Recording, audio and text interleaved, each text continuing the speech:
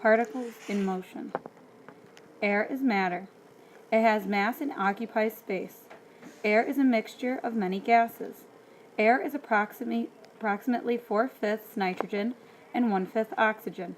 All the other gases, including carbon dioxide and water vapor, make up only a little more than 1% of the mass of a sample of air. Air is matter in its gas phase.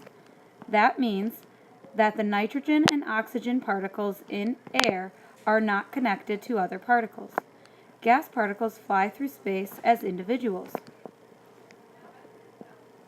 After you drink a bottle of spring water, you have an excellent container for an air investigation.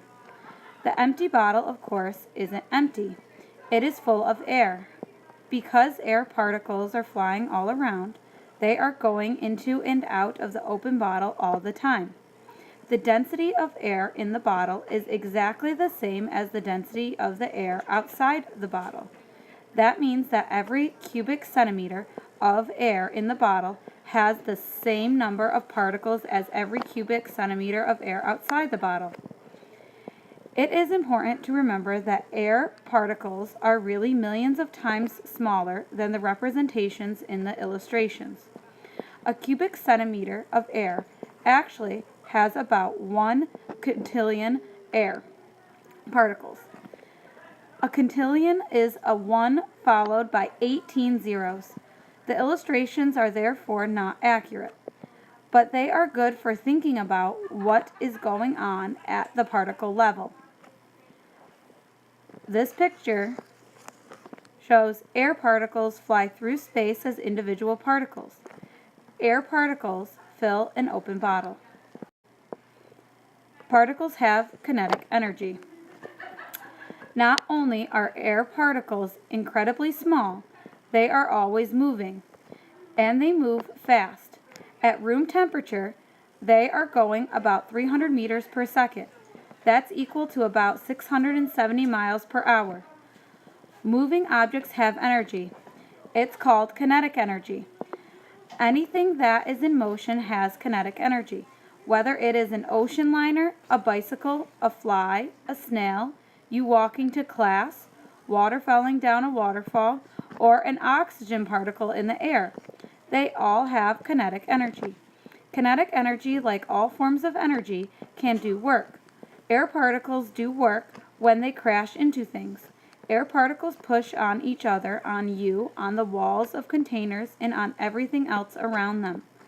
Every air particle crashes into another air particle about 10 billion times every second.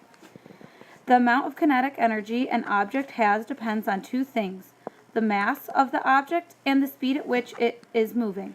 You can't change the mass of an air particle, but you can change its speed. By making a particle go faster, you increase its kinetic energy.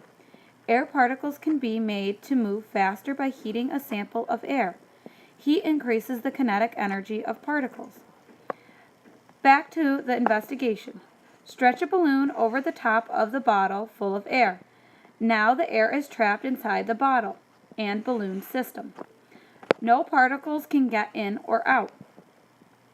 The density of air particles is the same in the bottle, in the balloon, and in the air surrounding the bottle and balloon system. This picture shows a balloon can trap the air inside a bottle. Now place the bottle and balloon system in a cup of hot water. The hot water warms the air inside the bottle. Particles in the warm air start to move faster.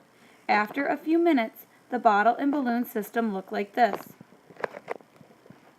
This shows hot water increases the kinetic energy of the air particles inside the bottle and balloon system. The particles fly faster and hit each other harder. The particles push farther apart, causing the gas to expand. Why did the balloon inflate? The hot water heated the air in the bottle. As a result, the air particles began moving faster. Faster moving particles have more kinetic energy. Faster moving particles hit each other harder, which pushes them farther apart. You can see in the illustration that the particles of warm air inside the bottle and balloon system are farther apart.